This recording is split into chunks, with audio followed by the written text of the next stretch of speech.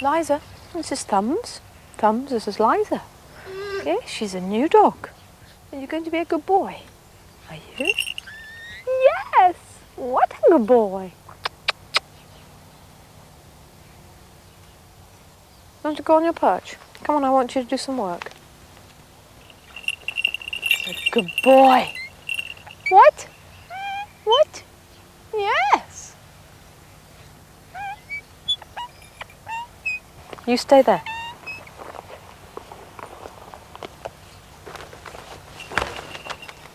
Oh, Thumbs. I'm not ready. Liza, sit down. Sit.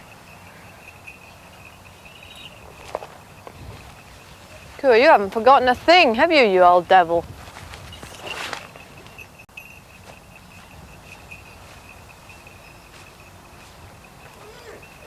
Stay there, Liza.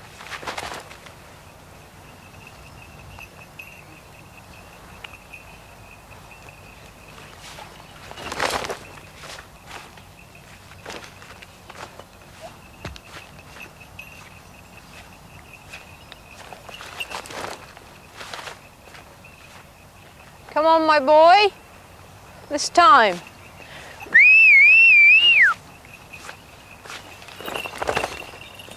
Well, that's one way of doing it. It's all right. Sit down. Liza, sit. Liza, sit. Liza. Good girl. Oh, what have you done?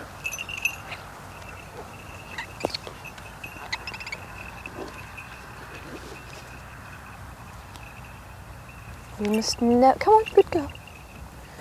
It's all right. He's not going to hurt you. Look at him. Liza, look at him. See, Tamale, I'll show you. Tamale. Look.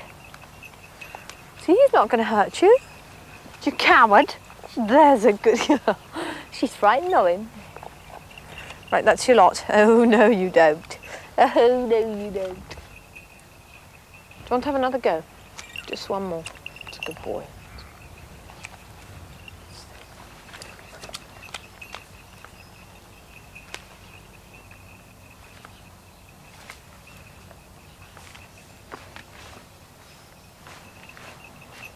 When I was a baby, there were peregrines sitting on the washing basket that I was in, but I must admit I don't remember it.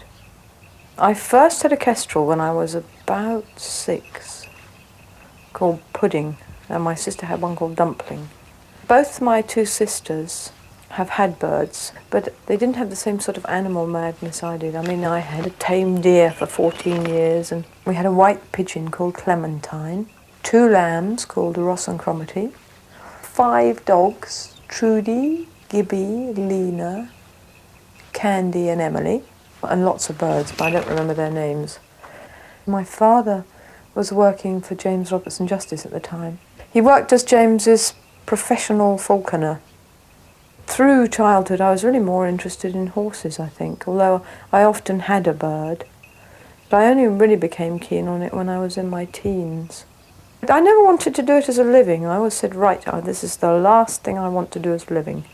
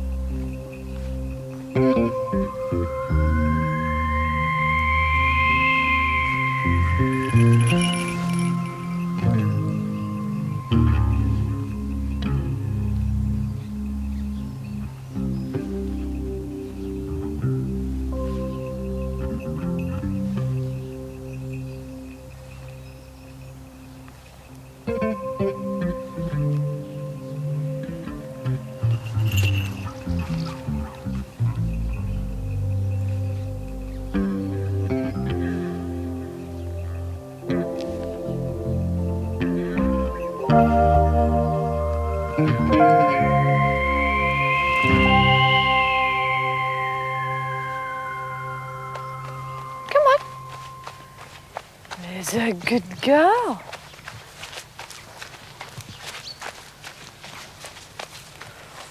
Hello. How are you feeling? Are you feeling better? You want some too? Henrietta, you want some? Come on then. Come on then. You're putting it all over Henrietta. You eat that while I have a quick look at your tootsie, okay?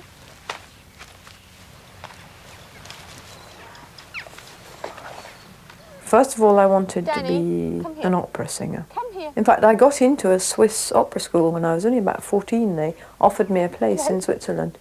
And then it just sort of fell through. Mother used to be a dancer and I was very interested in acting, and so I went to drama school in Guildford for 2 years. And then I got into the Royal Academy of Music for 3 years, doing singing. So I went back to wanting to be an opera singer. But there are thousands of other people who want to be opera singers as well. I never really would have made the top. And I'm not the sort of person that likes to be in the chorus. I couldn't have coped with it. And I couldn't give up Birds of Prey. Wherever I went, when I was in Guildford in a bedsitter, I had 2 tawny owls, 2 canaries, a dove, a lizard that bit people, including myself. I had a cat and a Labrador and a bedsitter. Not bad, eh? It was ever so crowded. And then in London I had a boyfriend, an African grey parrot that swore like a trooper, 2 macaws who when they started screaming you could hear them 3 streets away, a tortoise that permanently tried to get underneath the piano and never could, a bull terrier, a Burmese cat, a Siamese cat and a kestrel from Baghdad. So in the end I gave up and thought, nuts, wherever I go I end up like Animal Farm, so I might as well take it up as a living.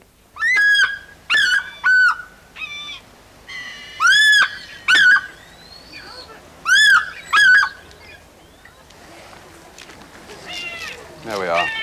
Now it's important, because she's going to be a demonstration bird, for her to get used to people in quantities, and this is what she is particularly nervous about. The method that you use is that when you first pick the bird up, in preparation for training it, you'll get the bird comfortable on your fist and get used to you, and that's the beginning of the taming process. And then you'll get the bird to feed on your fist by having meat in here, so the bird is comfortable feeding on your fist and associates your gloved hand with food.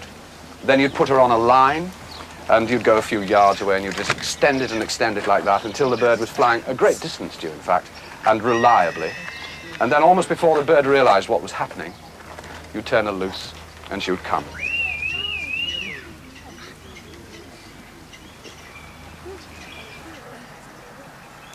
You see the bend of the flight feathers as he comes in. And he can have the rest of his food if he waits for it.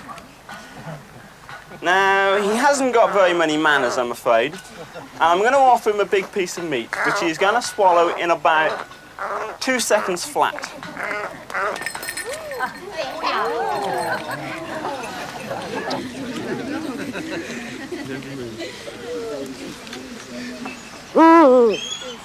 This is Mozart. He's a European eagle owl, the largest owl in the world.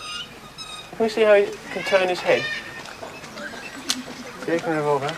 He can actually go all the way. See how then? He can go all the way around, more than a whole circle. That's because he's got his eyes at the front. Now, if you're very quiet, we'll go down the line and maybe you can have a little touch of Mozart. That's right. Well done. Well done. There we go. Turn him around. You'll be able to get a shot later on. He's comfortable like he's now.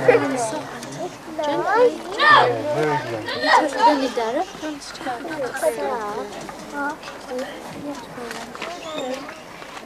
Okay. No, you don't want to? There you go. Well done.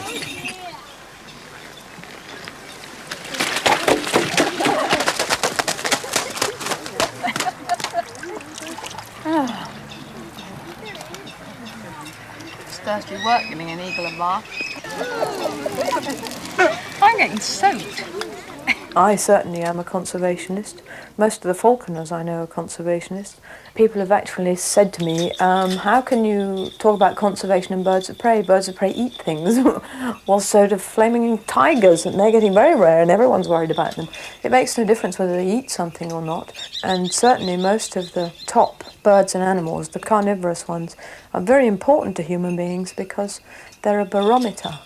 If something goes wrong with them in the wild, then you can usually point out to the same thing affecting human beings. So the biggest part of any conservation job, I think, is teaching people and putting over ideas to people in a way that it's realistic and understandable.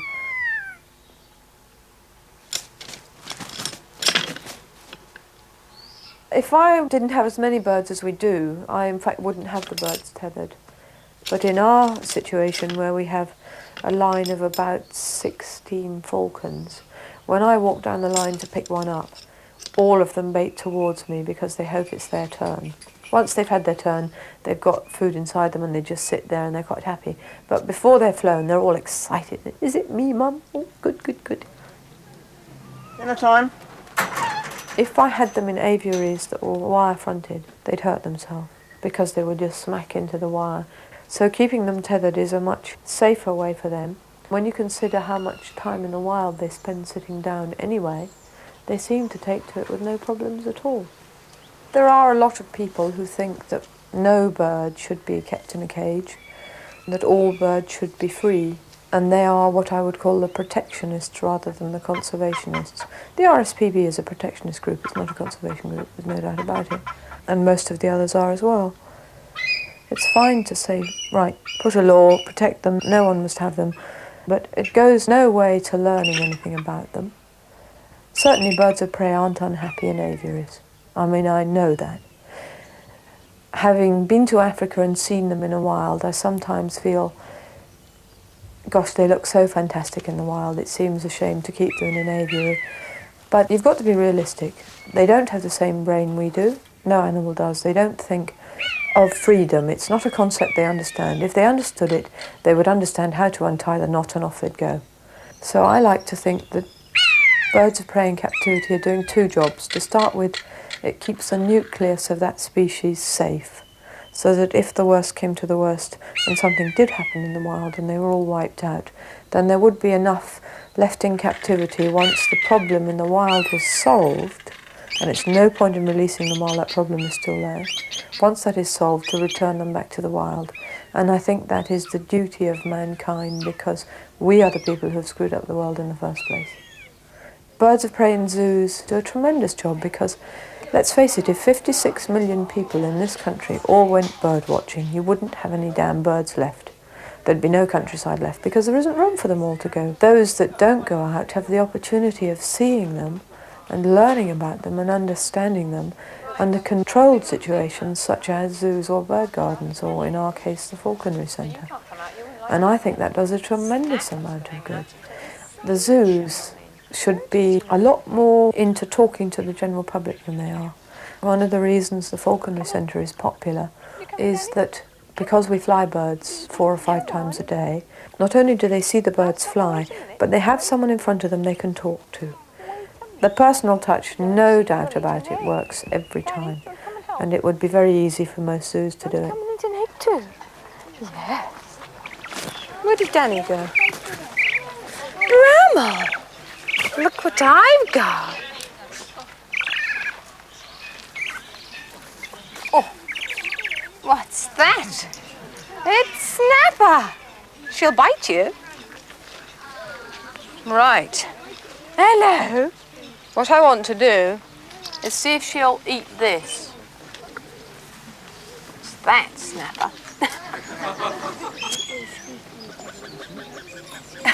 Don't say things like that to Bramble in front of the public. How'd you break an egg? Excuse me, Danny.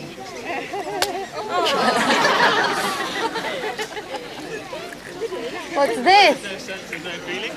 What's this, Bramble? Yes. Oh, she likes it. Good boy, Danny. Do you want a bit too?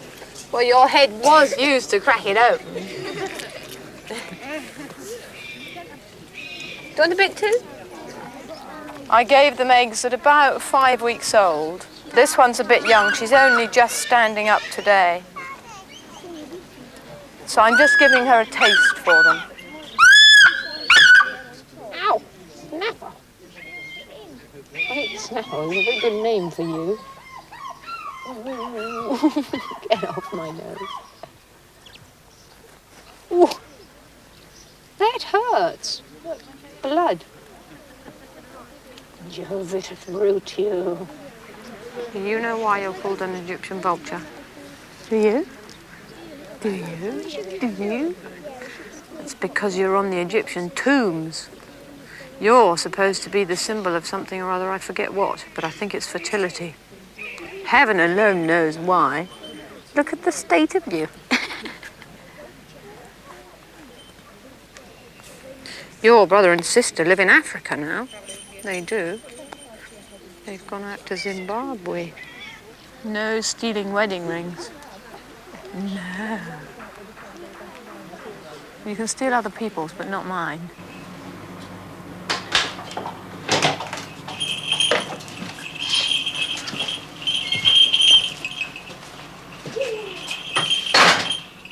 Well, I'm not the only one. I'm the best, but I'm not the only woman falconer. And they're not vast numbers of them. I don't know why. It is definitely male-dominated. It's a pain in the arse, actually. It always annoys me intensely. I can be standing with a bird on my fist next to a totally strange man who I've never met in my life before, and people will come up and they will ask the guy next to me questions about the bird. And that gets me very annoyed. You can imagine. I mean, it's not the sort of thing I would put up with. I think I'm beginning to cope with it. I used to get very aggressive, but now I get to the point where I can laugh. And I'm confident enough in myself to know that eventually people will listen to what I say. Yes.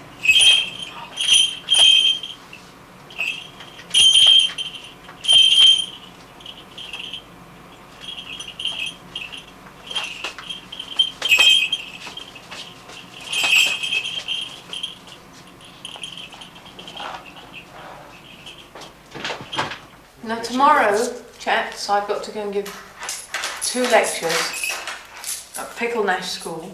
Where is that? Well, it's only down in Newent, so at least it's nice and quiet and nice and Secondary slow. school? No, thank God. Oh, I don't think I'll ever get out of there alive. But Jan, you will you stop buggering up the flowers? You got no soul. Thank you, Simon. Sure, have got a lump of plasticine down there. I think I'll put him to bed in a minute. When are we going to finish that contraption out the back, the Marley? Presumably that will be a job to go on over the winter, to get all the boards up and stuff. Yeah, we've got all those materials, but I mean, the eagle aviary is going to cost thousands. And that's something we've got to wait to do. So can we borrow the money in March when we've got money coming in that sort of thing April? we can do, yeah. And then we also want to make the boards in the museum so that the whole thing will swing back on a Hinge. on a hinge. Have another tune mime. What about the actual weathering grounds themselves? Yeah, we might have £1,000 from the money that Bovis gave us and want back, but they said they'd let us have some of it because we can't become a charity. That might come through, I hope, in the next few months, and we might be able to start building a bit of hospital for the injured birds that come in. Because that's going to be a long wall that to build, isn't it? You think you're getting brickies in to build that, if you're going to actually build it out of brick? Well, you'll be good enough by then, Frank. But I mean, Christ alone knows what that wall will look like then. if you Like this. rustic, when you build the hospital, presumably you're going to have a firm in to do build the main walls. That depends on how rich we are at the time. I can't see why, really. Anyway, we've got to have work for you buggers or you'll all be out of a job.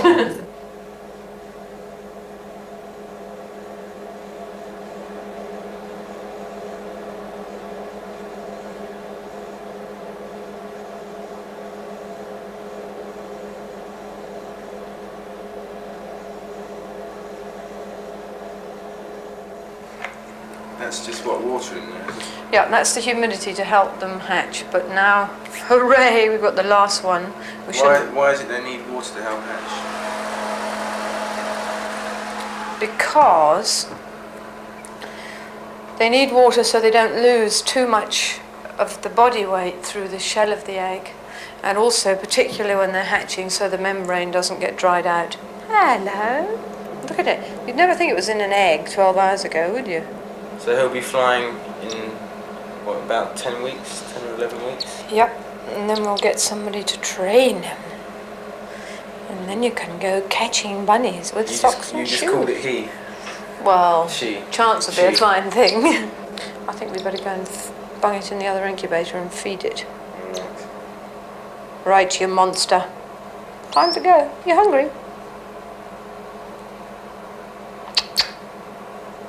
Not yet. Any minute now. He's gonna eat it. Yeah, he's hungry. He's bored.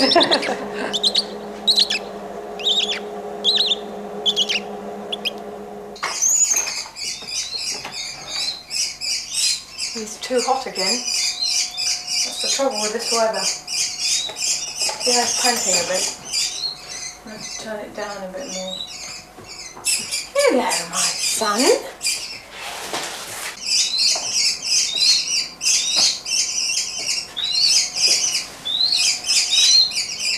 What have we got? 42 dead. Oh no, we're not allowed to say dead. 42 exactly. You haven't done a real tiny owl yet, have you? Now look, everyone tells you they shut their eyes. Look, they don't shut their eyes. It's only just They open them and then less than a day old and its eyes are open. But they shut them as soon as they've opened them. Now you've got to find the real tiny stuff for him. And then you do the old hooting. Ho, ho, ho, ho. Ho, ho, ho. Ho. Now remember that we haven't done an owl for ages, and you've got to watch for overfeeding. This owl's too warm. You know, it's amazing, when they're too warm they feed really badly. It makes such a lot of difference. Wonderful. No more noise. Ho, ho, ho, ho. That's better. Great to feed these things. Ho, ho, ho. There's no doubt about it, owls are by far the most difficult of any of the babies to cope with. Now if you looked at that now, his eyes are tight shut. You'd never think he had them open. See how he's pushing it down with his head? Yeah. Either that or he's dying. Ho, ho, ho. Ho, ho, ho. Now, how much have you had?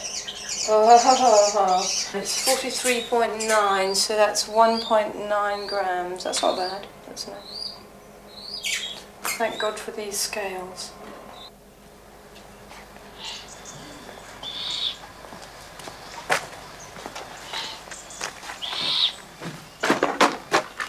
Actually, conservation of birds of prey in this country, in some ways, doesn't need a great deal because there are only 2 birds of prey in this country that are on the decline rather than on the increase of those birds that are liable to do well. I mean, if you look at things like the marsh harrier, it'll never build up to enormous numbers because there isn't enough habitat for it, and we've always been on the edge of its range anyway. And the snowy owl's well buggered at the moment because it's got 10 females on the Isle of Fetlar and no males, so it's not going to be exactly prolific. But the peregrines zooming up in numbers thanks to the stopping of the use of DBT as a pesticide. And so is the sparrowhawk because of the stopping of dieldrin. The kestrels and tawny owls have done brilliantly coping with towns and motorways and what have you. The only 2 that are really suffering are the barn owl and the merlin, and I'm hoping that people in this country will become much more aware of those 2 very soon. It's more abroad that worries me, because I think most of the problems abroad can and should be related to the Western world, to Britain, to Europe and to North America. because we are the users of the world's resources. We're a greedy bunch of so-and-sos. We throw away everything. The throwaway world is definitely here. And you have to be an optimist with conservation, because if you look at the speed of the destruction in the world today, you might as well give up, because so many things are going to become extinct, without doubt.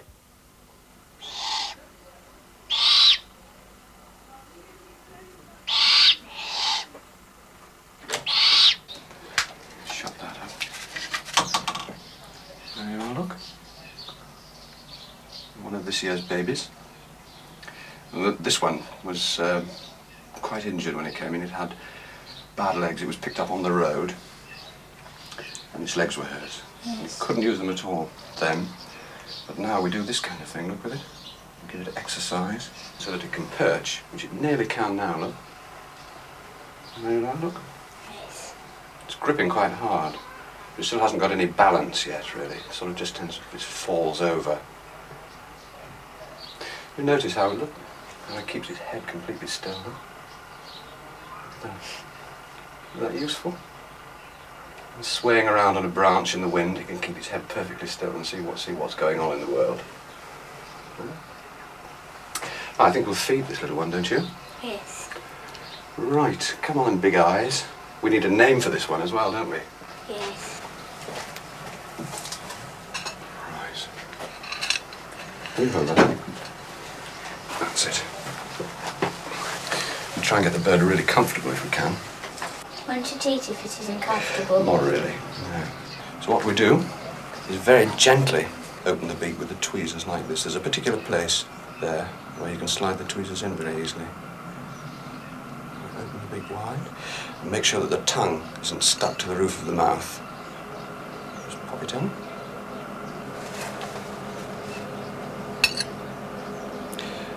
Now, owls don't actually have a crop like the other birds here, the other birds of prey here, and so the food goes straight down to the stomach. So we can tell how much the bird has eaten by feeling its stomach, if we know where to find it. So, that bit down. What you do is you feel here to hold him, or him, not entirely sure which. Got him? Yes. Right, we'll give him his exercises now, shall we? Can I have him? You see, really, this is, this bird and the other birds that are brought in, the idea is to get them fit again so they can go back to the wild. It's a hospital.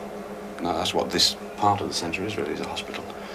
So the idea is to get them fit again so that they're able to fend for themselves. And we get a lot of birds brought in like this. Birds with broken limbs and that kind of thing. And that's usually pretty hard to get them, it's hard to get them right and released again. But occasionally we can find good homes for them anyway. Yes. Even though they don't mend properly. But sometimes we get babies brought in, and there's nothing wrong with the babies at all. People pick them up and bring them here, and they're probably doing the wrong thing, because those birds are probably just learning to fly and should be left completely alone. Mm. And then they can't remember where they picked them up. And so, you know, it gives us problems.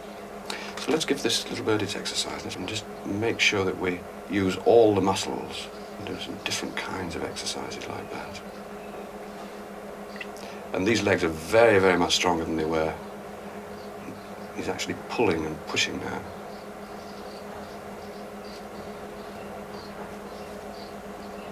There's 4 in here, so it's 3 to go, isn't it? That's right.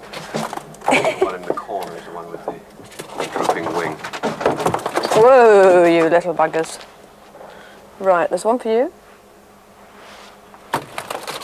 That one definitely can go. Adrian, this box has seen better days. We're always short of boxes, aren't we? Now this is the one that's lost a lot of primaries, isn't it? That's the one. Whoa, there. Here's another road casualty.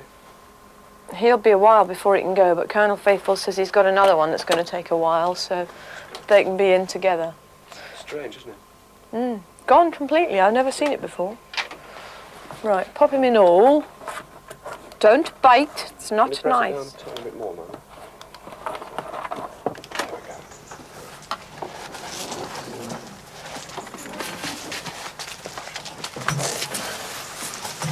Oh, no. Liza, out. Come on, out you come. You're not coming. Not this time. Good girl. The biggest problem with falconry is bad press. It's always good news to say that peregrines worth £5,000 each have been stolen. As soon as you say a bird's worth that sort of money, you're encouraging everyone to steal it. And I would say it's very unlikely there are falconers who steal birds of prey. It's much more likely to be those who don't give a damn about the birds and are only interested in trying to sell them for a high price. The birds that have been paid the most money for, in fact, are birds that have been bought by companies as a rich present to the Arabs. I knew of a gerfalcon that went for £18,000, but as the company was hoping to get a desalination plant that was worth £60 million, it was like giving you a box of chocolates. Most of the falconers I know wouldn't sell their bird for all the tea in China. There is undoubtedly a bad element in falconry, just the same as there is a bad element in every walk of life. The good side of it is very rarely shown.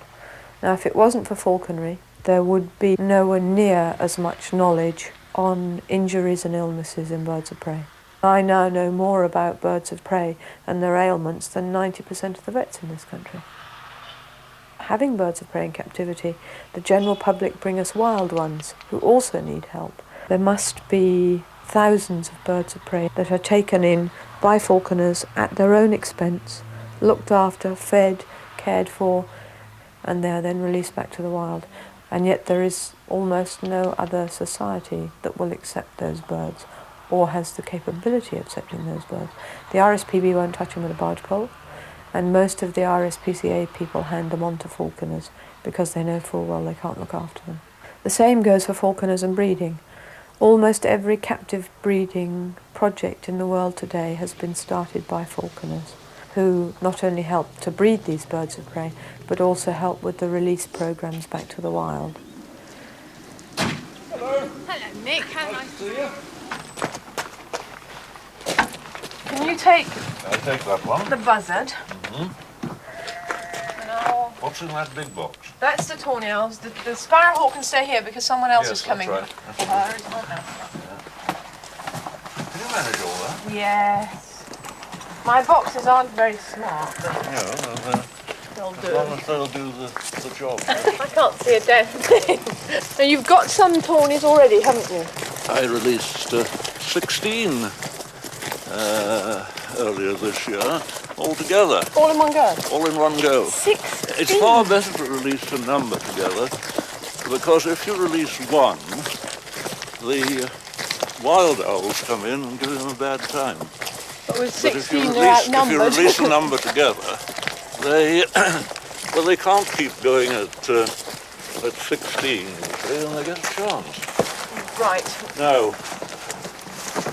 No, the tawnies Which of the tawnies in this? Yeah, in the big box. Big box. I don't think that box will go through this little door. No, I'll fish them out and hand them to you. Is that okay? Ow. Come here. What holds you? No, I've got it. You can always tell when they're getting well because they start to get ungrateful. Oh, yes. Come on, Sonny That's Jim. very usual. Isn't Oh, she he's nice. nice? He's very nice. Oh, that is a beautiful bird. This is a nice red one, this girl. Yeah, yeah. Come on. They always look so miserable when you put them Come down, on. don't they? I'll shut the door. Get a bit of a move on. That's it. That one looks more than ready to go. Oh, that one's fine, yes. There are 5, and these 2, that'll be 7 here that I think can go. You want to come out now, Nick? I think I'll come out, yes. Right, well, thanks a million for taking them. Still, It's nice to know they're only going to too go happy. back. They take such You- a lot of effort, don't they, though? And you can imagine them at about 9:45 each night, taking their food from this roof. Is that where they go? There they go. So the little owls are coming in here? Yeah. Well, now, this is a bit smelly in here because the barn owls are being hacked from here up till last night. It smells like barn owls. Smells a bit of barn owl, doesn't it? But we'll, let's just have a look. Look at them! Aren't they lovely? Now, what happens here, Minor, is that I shall get them as tame as I can so that they'll come to me for food. And I shall put most of their food up on this platform here. Yeah. And then, when they're quite tame and ready to go, I open this window, it folds down onto that brick, and then I start putting their food on there. Ah. And they feed there, and then they fly out at night, and the next day if I peep in, they're all back in here. Fantastic. Yeah. See, we can't do it at home because all that happens is they go, Yeah. they come back for food, and then after a while, when we're trying to stop them from feeding and going on by themselves, they come in and they steal it from the eagles, and they end up being eaten by eagles I themselves. can see that. Definitely. I think the prerequisite of hacking back is to live in a place like this, where there are Miles hills and away from miles anyone. of nothing. So Now you go in with the others. There silly they are. boy. Go with your pals. Come on, go with the others. Huge head and eyes for such a tiny body, isn't it? What I love about them is the way they suddenly go up. Well, good luck, you three.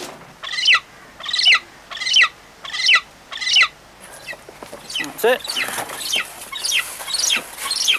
Does she always make that noise when she sees you? Yeah, she always does it every time she sees me. Does So do, baby. does she make it out hunting at all? Occasionally if she's passing over. Come on, little one. There we go. Do you want the hood? Yes, please. Now then, what's this? Come on. Come on. No, no, no, no, no, no, no, no, no, no, no.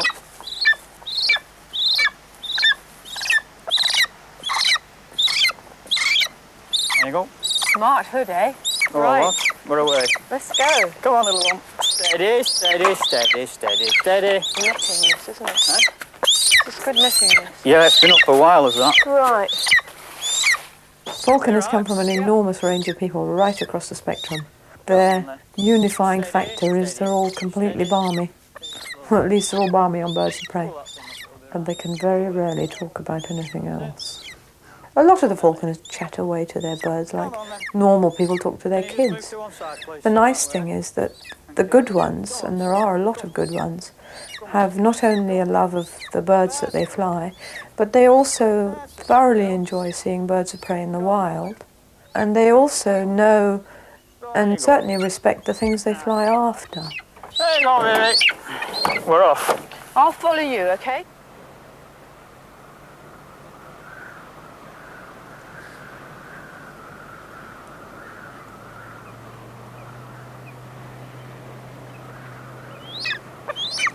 Like these spikes.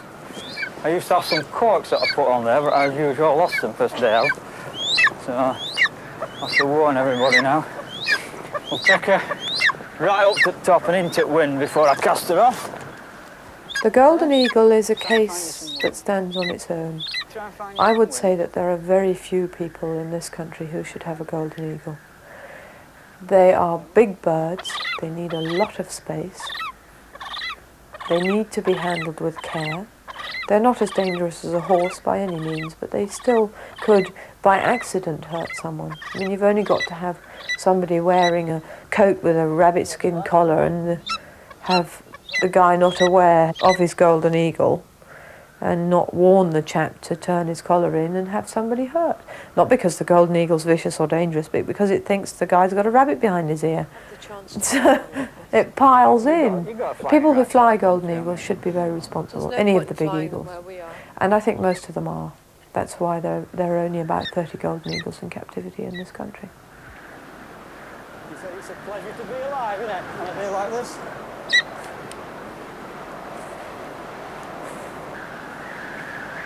The last. You can't see the imp in the wing, can you?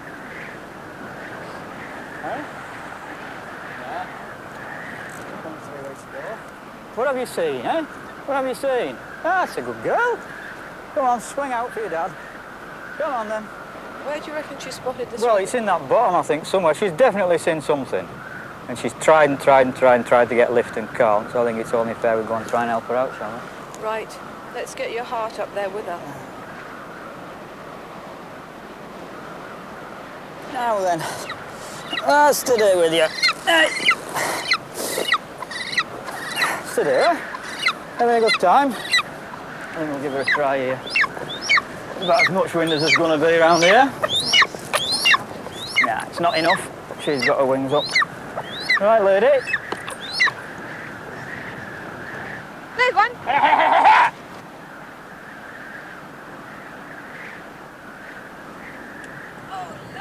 I've never had any problems with the anti-blood sports people in regard to falconry, and I'm probably in a more public position than most falconers.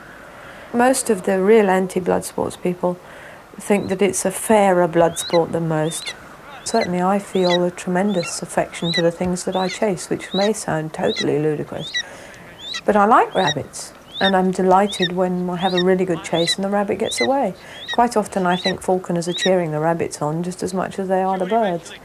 But you have the pleasure of watching the bird fly even if it doesn't necessarily catch something.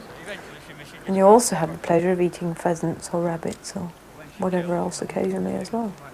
Because you must always use what you kill. You must never ever kill something and not use it. I'm very much against that.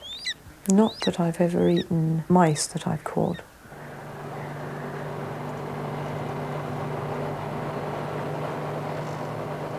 Most people think of conservation as a job belonging to conservationists who are people who are slightly peculiar. They have to be mad as a hatter and only interested in animals, and I don't believe that.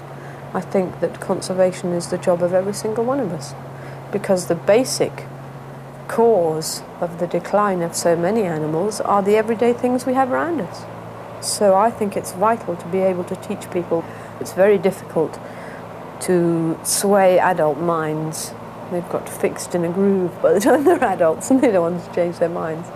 Whereas kids are very open-minded and you can teach them a great deal just by showing them things and letting them have a good time.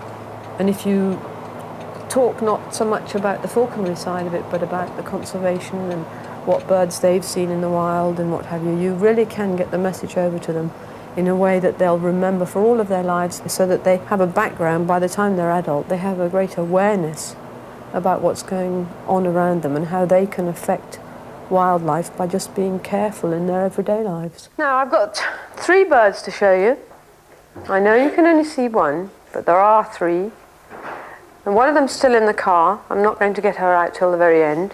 One of them you can see sitting here. This is Eleanor. She's called a Harris hawk. Can anyone guess what's in there? An owl. Yeah, let's see if we can get him to say hello. Curly, Curly, oh.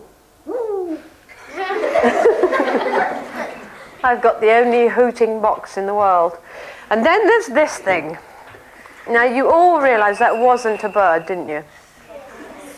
What is it? Oh, good, that's marvellous. What are you doing on there, Bramble? You horrible thing. Now, I bring her along for 2 reasons. The first reason is that she usually goes wherever I go, and the second reason is that so many of people, when they see birds of prey, leap backwards and say, oh my God, dangerous things, pick up babies out of prams and all sorts of other things. And yet they'll go up to old Bramble here and stroke her and say hello without even worrying at all. And yet this thing here is much more dangerous, or could be much more dangerous than any bird of prey. Look at this lot. Excuse me. Show them. Open. Good girl.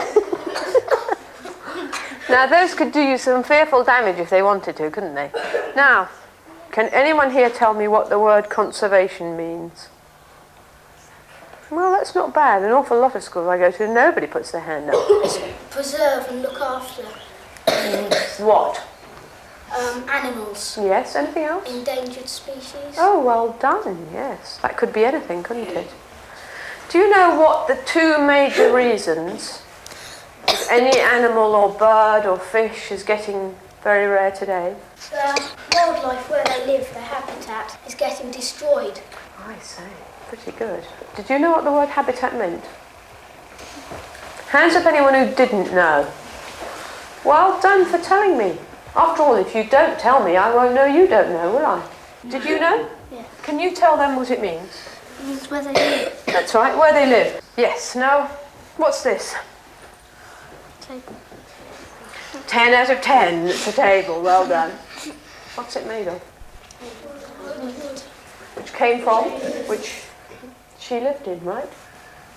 So you see what I mean? We're using up their habitat. It's just as if Eleanor came to your house 7:30 every morning, and each morning she arrived, she stole a brick.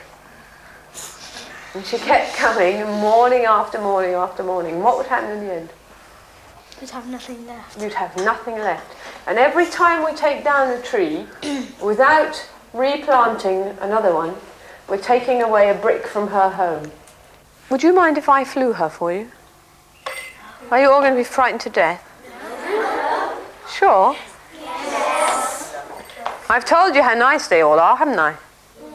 And she might not do anything because she's fat as a pig. Now this is Eleanor. We'll put her on the television and just see if she'll come across the hall, come across the classroom.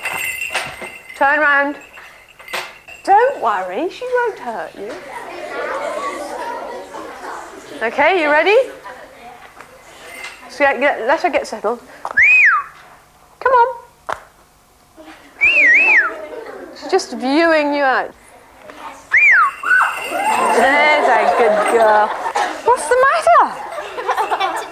You're not. As you can see, she hasn't eaten any of you. You're still all in one piece. Anyone missing anything? I'll get Curly out for you, my hooting box. Come on, don't hiss at me, you. Come on, up you get.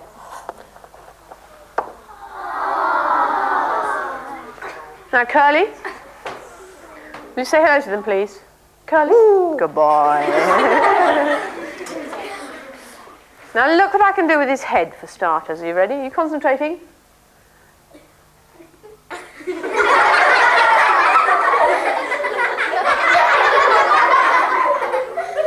I have to get him really concentrate first. Concentrate.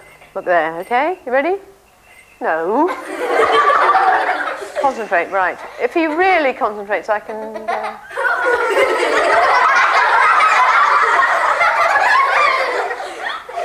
Clever, eh?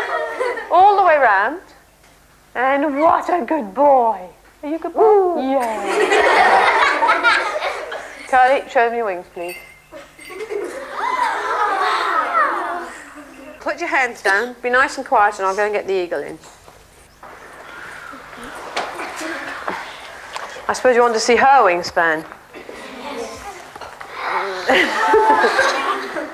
Bit bigger, isn't it? Now Heidi's what we call a white-bellied sea eagle. Now Heidi is about 14 years old. Can you see how rough the scales on her feet are?